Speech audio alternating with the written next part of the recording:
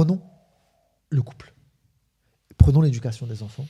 Prenons le travail. On va dire toutes les relations intrafamiliales et les relations commerciales. Dans les relations intrafamiliales, commençons par le couple. Un couple, il va difficilement tenir si chacun des deux fait preuve d'une ingratitude profonde. Puisque le principe même du couple, c'est d'accepter l'autre comme il est. D'observer ses défauts, de lui faire le conseil sur certains défauts, mais de toujours voir le positif plus que le négatif. Et je pense, parce que je suis d'accord avec toi, mais il y a juste une petite chose si tu me laisses juste terminer vas-y, parce que peut-être ça peut être mal compris. Quand je dis voir les défauts de l'autre, je parle intrinsèquement parlant. L'homme a des défauts pour la femme. D'accord, ok. Les défauts des hommes de façon globale et les défauts des l'homme femmes. En tant qu'homme. L'homme en tant qu'homme, c'est plus clair. Il est binaire. Il n'est pas sensible. Elle veut exprimer ses émotions, lui parle solution. Elle devient folle. Elle se dit, mais celui-ci, il n'en a rien à faire de moi. Lui, il dit, mais je lui donne des solutions, elle ne veut pas s'en sortir. Elle me rend folle. C'est une fainéante. En fait, elle veut juste se plaindre pour se plaindre. La guerre. Pourquoi ? Parce que la condition de l'homme masculin est différente de la condition de la femme féminine. L'approche du monde qu'ils ont, elle est différente. Et dans cette approche-là, il y a des points positifs et des points négatifs. Et dans l'autre approche, il y a des points négatifs et des points positifs. Et lorsqu'on observe que les points négatifs, on n'arrive plus à vivre ensemble. Lorsqu'on observe les points positifs, on devient complémentaires. Ouais, parce qu'en fait, finalement, alors je pense qu'il y a donc deux types de points négatifs. Il y a les points négatifs, entre parenthèses, qui peuvent quand même avoir une utilité, mais qui sont intrinsèques au genre de la personne. Oui. Intrinsèques au genre de la personne. Oui, théorie du genre, on n'y croit pas. Pour nous, il y a un genre masculin, un genre féminin, effectivement, et que c'est des choses qui sont dans la fitra, qu'Allah Azza wa Jalla a mis en nous. Si j'attends d'une femme qu'elle réagisse comme un homme, j'attends quelque chose d'impossible. Et si une femme attend d'un homme qu'il agisse comme une femme, elle attend quelque chose d'impossible. D'autant plus que même si je désirais cela, le jour où ça se réalise, ça ne me plaît pas. Oui. Il y a plein de femmes, tu vois, il y a des femmes qui ont des caractères dominants avec les hommes, tu vois. Et en fait, quand tu l'entends, et quand tu observes ses agissements, tu te dis, mais son but à elle, c'est d'avoir un mari qui est un petit caniche avec une laisse. Le jour où elle arrive à le transformer en petit caniche, elle le quitte. Parce qu'en fait, il perd sa rojoula, en fait, son côté homme. Et pareil, il y a des frères qui veulent obtenir des femmes qui soient le plus patientes du monde, jamais portées par leurs émotions, mais en même temps, ils voudraient d'elle que ce soit une femme dans l'intimité, etc., etc. Ça marche pas. Ça marche pas. Donc en fait, ce que tu veux dire, c'est que finalement, si j'arrive pas à accepter l'homme en tant qu'homme et même là, et la femme en tant que femme, voilà, parce qu'en fait, c'est même pas faire couple. Est-ce que c'est des défauts ? Est-ce que c'est pas plutôt comme tu as dit, l'homme-homme et la femme-femme en fait ? Non, c'est pas des défauts. En fait, c'est des défauts selon mon regard à moi. En tant qu'homme, les aspects de certaines femmes sont des défauts.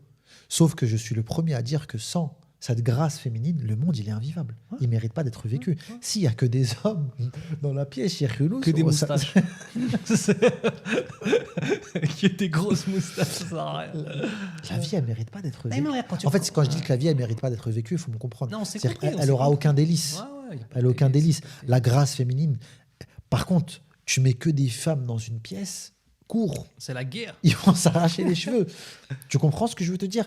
Donc, en fait, cette capacité à accepter la femme comme elle est et l'homme comme est l'homme, ça demande d'accepter la part d'ingratitude que porte l'homme en lui et la part d'ingratitude que porte la femme en elle. C'est-à-dire ? Un homme, il se lasse. Ça, c'est une réalité. Il se lasse. Un homme, il est porté sur les solutions. Donc, quand il n'y a plus de problème, pour lui, le sujet, il est clos. Faut être heureux, quoi. Le sujet, il est clos. Donc, quand il rentre chez lui et qu'il n'y a pas de problème apparent, il ne s'exprime pas. La femme, elle a l'impression de se sentir comme un meuble. Elle se dit, mais attends, il n'en a rien à faire de moi. Et quand la femme elle va venir pour montrer qu'elle existe, elle va lui ramener des problèmes qui sont même à ses yeux à elle, minime, mais en fait, c'est une manière pour elle. Pourquoi tu rigoles, cher? Ah, j'en peux plus.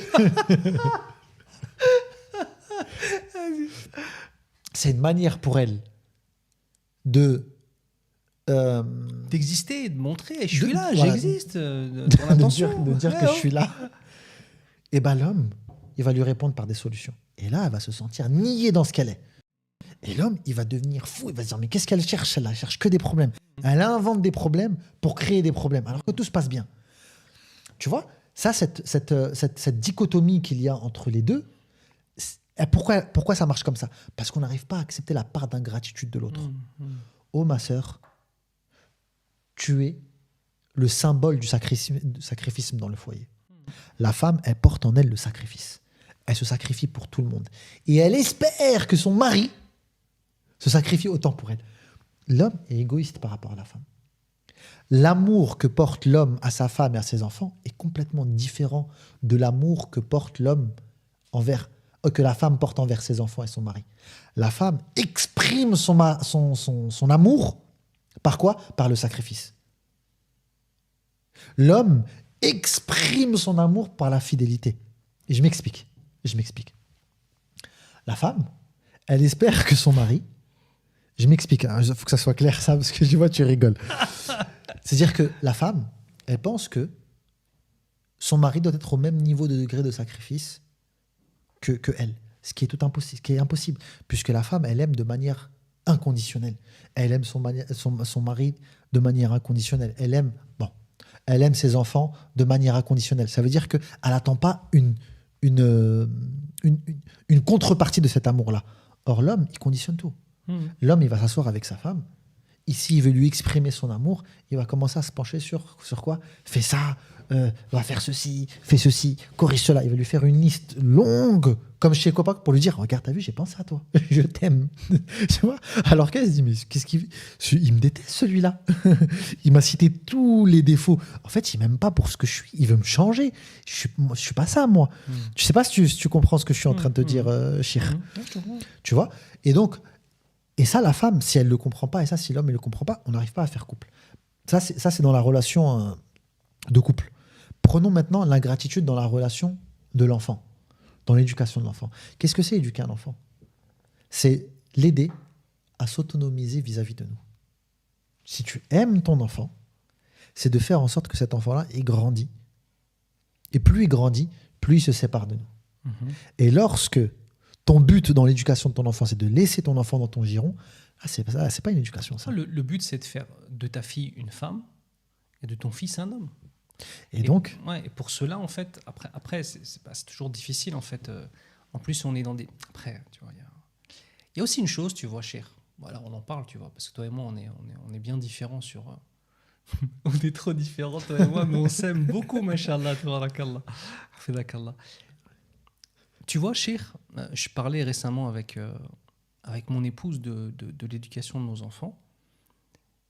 Et en fait, finalement, il y a tout un tas de concepts d'éducation qui sont les concepts de base et sur les buts à donner. C'est dans notre dîn. Et après, on a des particularités. Des particularités culturelles, des particularités de la relation, de l'expression des sentiments, la façon dont on va exprimer ses sentiments, la façon dont on va diriger nos enfants, la façon dont, tu vois. Et je pense aussi que ça, c'est une chose importante. Ça, je m'adresse plutôt, du coup, aux gens qui sont convertis à l'islam ou quoi.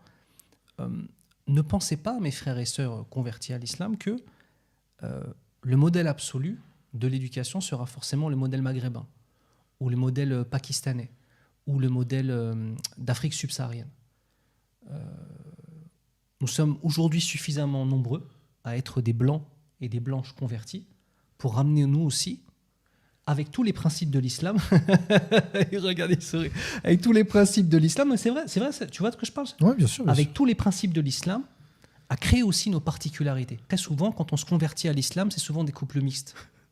Et en fait, la femme convertie, qui est avec son mari maghrébin, elle pense que forcément, le modèle d'éducation ultime, c'est celui que son mari va rapporter. Ou alors le mari blanc, qui va se marier avec une blanc ou pas blanc, qui va se marier avec une maghrébine, il va avoir le sentiment, vu que la culture maghrébine est forte, il risque d'avoir le sentiment que finalement, tout ce qui émane de ce modèle-là, c'est la représentation de l'islam. Mais regarde, Cheikh, Tu vois ce que je veux dire? que tu sois maghrébin, Mhm. africain, asiatique, américain, peu importe du continent où tu viens, Mhm. ton enfant, lorsqu'il arrive à un certain âge, 13, 14, 15, la fitra, sa nature saine, c'est au moment du taklif, c'est au moment où tu commences à être responsable religieusement parlant. Ta nature, ton éveil, ton tawhid, qu'Allah a mis en toi, te pousse vers un certain niveau d'émancipation. Parce que... Ah non, mais bien sûr. oui, oui. Moi, je parle pas de ça. Hein. Oui, Je mais, parle pas de oui, ça. mais moi, regarde, ce niveau d'émancipation, Mhm. il est l'expression aussi de ta soumission, la séparation que tu as vis-à-vis de la créature pour pouvoir te soumettre totalement à ton Seigneur. Encore une fois, le tawhid, c'est quoi? C'est se libérer des carcans que les créatures nous imposent pour se soumettre complètement au Créateur. Ça veut dire qu'on peut s'imaginer deux axes. Un axe vertical, plus tu t'impliques dans le tawhid et plus tu t'ancres dans le tawhid, plus tu deviens soumis. Donc, c'est des niveaux de soumission. Et plus tu te soumets, plus tu deviens libre vis-à-vis des créatures. Mhm. C'est pour ça que le prophète, sallallahu alayhi wa sallam, il a pris comme bay'a, comme pacte d'allégeance vis-à-vis d'Abou Bakr, qu'il ne demande absolument rien à personne. C'est pour ça que même quand son bâton est tombé, il allait le récupérer lui-même. Parce qu'il avait donné ce pacte d'allégeance. C'est-à-dire que ton niveau de soumission à Allah, il est total. Et vis-à-vis des créatures, tu es dans une libération complète vis-à-vis d'eux. Donc ton enfant, ton objectif en tant que père, c'est de l'ancrer dans le tawhid et donc de l'éloigner de quoi? De la soumission des créatures. D'accord? Donc tu dois l'accompagner vers ça. Donc tu dois faire naître en lui cette volonté de s'émanciper. D'accord? Maintenant, en tant que père, en tant que mère, voir ton enfant, surtout en tant que mère, voir ton enfant pour qui tu as tout donné, pour qui ta vie s'est axée autour de lui pendant un certain temps, tu l'as porté en toi, tu l'as allaité, tu l'as mis au monde, il était vulnérable, tu as dû chambouler toute ta vie pour lui et l'accompagner dans son émancipation. Et donc toi, rechanger tout ton quotidien, tout ton petit monde, c'est extrêmement difficile. Et surtout que l'enfant qui est dans ce processus-là, c'est pas un ange. C'est pas un ange. Parce que s'émanciper de ses parents, s'émanciper dans le cadre islamique que l'islam impose. Mais très souvent, c'est normal, c'est des enfants. Ils font des erreurs, c'est des pécheurs, ils sont dans l'ingratitude aussi. Ils ont cette ingratitude envers la maman. Et là, beaucoup de mamans vivent la chose très difficilement. C'est pour ça que j'en suis sûr qu'il y a plein de mamans qui ne font pas d'enfants. Enfin, aujourd'hui, je dis plein de mamans qui ne font pas d'enfants. Plein de femmes qui font pas beaucoup d'enfants ou qui ont peur de faire des enfants par rapport à ce qu'ils voient comme ingratitude des enfants vis-à-vis de leurs parents. Attends, je vais détruire ma santé. Je vais sacrifier ma carrière. Je vais tout changer pour qu'à la fin, il grandit, à 18 ans, il va prendre un appartement, il m'oublie, il m'appelle une fois tous les 6 mois. Je sais pas, tu vois ce que je veux te dire. Pourtant, l'amour de la mère pour son enfant est inconditionnel. Oui, il reste. Mais on est arrivé à un tel... Je pense qu'il y a deux choses, cher.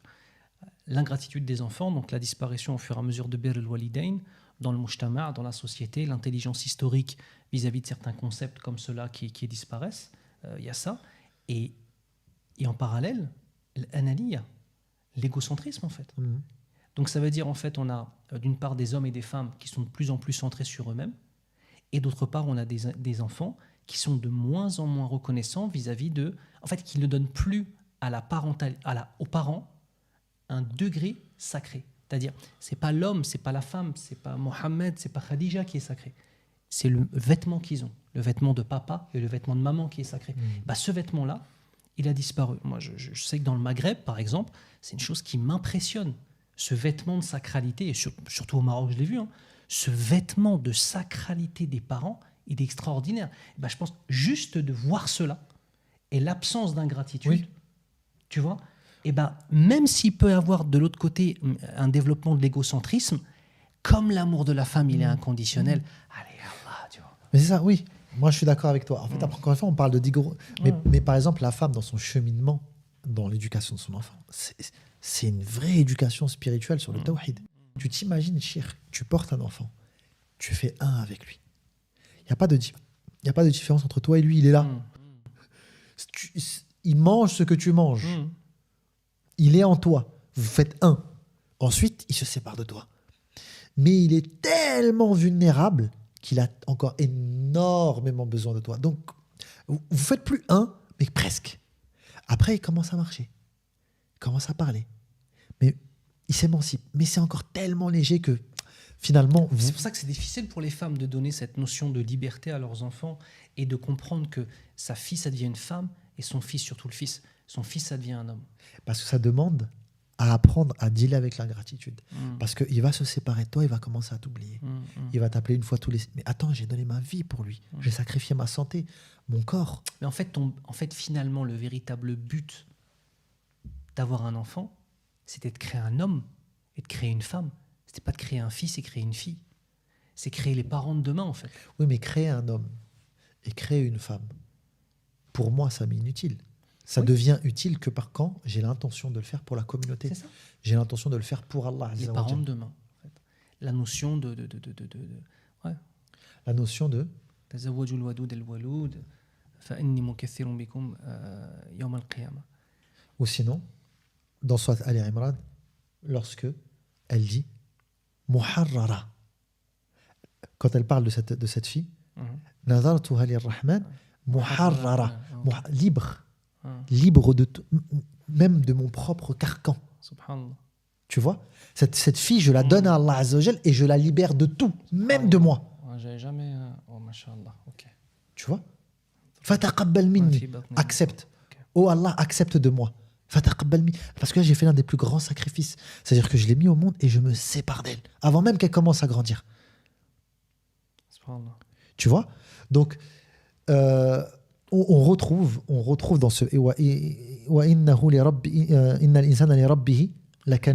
la kanoud ici, ça veut dire que, attention, il va falloir apprendre dans notre vie à dealer avec l'ingratitude. Et tant qu'on n'aura pas su dealer avec l'ingratitude et l'accepter, notre relation avec les créatures, elle ne se fera pas. Et tu vois, tout à l'heure, on a dit quoi? On a dit que les chevaux, la particularité qu'ils ont, c'est quoi? C'est que c'est un groupe de chevaux. Pourquoi ils y arrivent? Parce qu'ils sont tous dans la même direction. Ils le font pour Allah Azza wa Jal. Il n'y a pas d'ego. Il n'y a pas d'ego. Pourquoi l'être humain, il a du mal à faire société, il a du mal à faire groupe? Pourquoi la vie de couple est si difficile? La vie familiale est si difficile? La vie en communauté est si difficile? Parce que il y a l'ingratitude. L'ingratitude du neuf, ce qui rentre en jeu. Et là, ça devient compliqué d'accepter les défauts de son frère et d'accepter de lui de l'ingratitude. Regarde, Cheikh. Pourquoi aujourd'hui on a beaucoup? Il y a des centaines de milliers de personnes qui étudient le ilm. Si on regarde tous ceux qui sont dans les universités islamiques, si on regarde tous ceux qui sont dans les mahadir, tous ceux qui sont dans les zawaya, tous ceux qui sont dans ces écoles coraniques, il y a des centaines, voire des millions de personnes. Combien de personnes enseignent? Un peu. Combien de personnes font da'wah? Encore moins. Parce que ça demande d'accepter un niveau d'ingratitude que seul Allah sait. Tout à l'heure, je t'ai dit, Storna, ne le dis pas, mais tu l'as dit. Il est 3h du matin. Il est 3h du matin. Là, il y a des gens, on va poster la vidéo. Ah, Cheikh, il a mis un camis vert, pas un bleu. Ah, Cheikh, il a... Ya Habibi, j'ai fait 2 heures de trajet. J'ai quitté ma famille. J'ai fait un voyage pour venir visiter Cheikh Yunus pour pouvoir faire ce podcast-là. J'y gagne rien. Si ce n'est la da'wa ila Allah Azza wa Jal. Au lieu d'écouter mon message que j'ai à te transmettre, ils vont critiquer. Ils vont ceci. Quand je dis Inch'Allah que non. Mais certains peut-être seront amenés à le faire. En fait, ce que tu es en train de dire, c'est que la da'wa par essence, ça c'est une leçon. Après, tu as vu, alhamdoulilah, quand on a eu la chance de s'asseoir avec des mashaykh qui donnent une éducation, je pense, Cheikh Mukhtar Shanqiti hafidahullah, tu vois. Si on n'aime pas les gens, c'est difficile de sacrifier dans la da'wa. Si on est fondamentalement, on n'a pas d'empathie du tout, c'est difficile. On a besoin d'une part d'empathie. Mais si la part d'empathie, de se mettre à la place des gens, est trop importante, on rattache la continuité de nos actes à ce que les gens vont être capables de nous donner en remerciement. Et comme tu dis, Cheikh, dans la da'wa, il faut accepter, quoi qu'il arrive, cette ingratitude et ne pas se focaliser sur les réactions des gens ou sur l'ingratitude des gens. À combien de personnes t'as enseigné, cher? À combien de personnes j'ai pu Mais enseigner? j'ai même envie de te dire, cher, Allah, dans sa sagesse, il fait que très souvent, les gens les plus proches de toi, sont ceux qui te feront le plus de mal. Bien sûr. Il y a un proverbe Tes- qui dit « Ne pourront te faire du mal que ceux que tu aimes. Tes élèves les plus proches, tu les trouveras, pour certains, qu'Allah préserve les autres, Amen. pour certains d'entre eux, tu les trouveras les plus ingrats. Hmm. علمته الرماية. Je lui ai appris à tirer à l'arc. فلما اشتد سعيه, lorsqu'il a trouvé de la force pour Ramani, le premier qu'il a visé, c'est moi. وعلمته نظم القوافي. Je lui ai appris à faire des poèmes pour attaquer les autres. Le premier qu'il a fait, Hajani. Le premier qu'il a fait, c'est pour me critiquer, moi. هكذا الإنسان. L'être humain, il est comme ça. Les élèves, pour qui? Et ça, c'est une éducation qu'Allah Jalla wa Ala, il donne aux prédicateurs, aux imams. Parce que, encore une fois, le plus haut degré de la foi implique que tu apprennes à dealer avec le plus haut degré d'ingratitude. Le prophète, sallallahu alayhi wa sallam, Sallallahu alayhi wa sallam. il est venu pour sauver son peuple. Ils l'ont viré de chez lui. Ils ont essayé de l'assassiner. Ils ont essayé de le détruire. Ils l'ont traité de fou, Ils l'ont empoisonné. de sorcier. Ils l'ont empoisonné. Ils ont tout ce qui était possible de faire, ils l'ont fait. Alors que lui, il voulait juste les appeler à la ilaha illallah. وهكذا باقي الأنبياء. Regarde Noah alayhi salam. Tu t'imagines, il se mettait les doigts dans les oreilles, il se mettait les vêtements pour pas le voir et l'entendre, alors que lui, qu'est-ce qu'il voulait? Il voulait juste les appeler au bien. Tawhid. Ni plus ni moins. Ya qawm, u'budu Allah, ma lakum min ilahin ghayruh. An u'budu Allah, wajtanibu at-taghut. C'est tout ce qu'ils savaient leur dire comme message.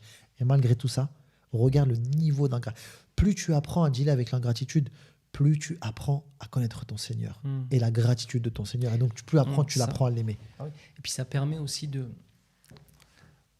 toujours se souvenir de qu'est-ce qu'on vise. Et là, on reprend l'obéissance des enfants envers leurs parents en visant la satisfaction d'Allah, l'obéissance de l'épouse à son mari en visant la satisfaction d'Allah Azza wa Jal, le fait de sacrifier et de ne pas regarder l'ingratitude des gens dans la da'wa ou autre, en visant la satisfaction d'Allah Azza wa Jal.